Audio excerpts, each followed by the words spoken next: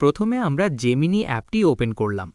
এরপর আপনার একটি ছবি সিলেক্ট করলাম এবং ফিল্টার ও ফর্ম ব্যবহার করে ছবিটিকে সুন্দরভাবে সাজিয়ে নিলাম, অর্থাৎ ছবিটা এডিট করে নিলাম। এখন লক্ষ্য করুন ছবির আসল চেহারা আর এডিট করা চেহারার মধ্যে কতটা পার্থক্য। পার্থক্য এতটাই বেশি যে অনেক সময় আসল চেহারাটা চেনাই যায় না। তাহলে প্রশ্ন হচ্ছে, এই এডিট করা চেহারাকে কিভাবে আবার একদম আসল রিয়েল চেহারার মতো করে ফিরিয়ে আনা যায়, যেন মুখের ন্যাচারাল লুক একদম পরিবর্তন না হয়। এই বিষয়টাই আমি আজকের ভিডিওতে আপনাদের দেখাবো। তাই ভিডিওটি একদম শেষ পর্যন্ত মনোযোগ সহকারে দেখবেন। আশা করি বুঝতে কোনো ধরনের সমস্যা হবে না এবং আপনার চেহারার একদম ক্লিয়ার রিয়েল ভার্জন আপনি পেয়ে যাবেন। ভিডিও শুরু করার আগে অনুরোধ থাকবে, যদি এখনও আমার চ্যানেলটি সাবস্ক্রাইব না করে থাকেন তাহলে অবশ্যই সাবস্ক্রাইব করবেন এবং ভিডিওটি লাইক ও কমেন্ট করবেন। তো চলুন শুরু করা যাক। এরপর আমরা চলে যাব ব্রাউজারে। ব্রাউজারে গিয়ে লিখবেন AI ফেস সোয়াপ।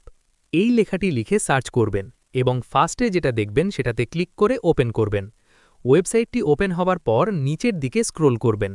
নিচে গেলে দেখতে পারবেন এখানে দুটি ছবির অপশন রয়েছে। প্রথম অপশনে দিবেন যেই ছবিটা আপনি জেমিনি দিয়ে এডিট করেছেন এবং দ্বিতীয় অপশনে আসলে রিয়েল ছবি দেবেন। দুটি ছবি দেওয়ার পর ওকে বাটনে ক্লিক করবেন। ওকেতে ক্লিক করার পর একটু অপেক্ষা করবেন। কিছুক্ষণ অপেক্ষা করার পর দেখতে পারবেন একদম আসল চেহারাটা ফিরে এসেছে।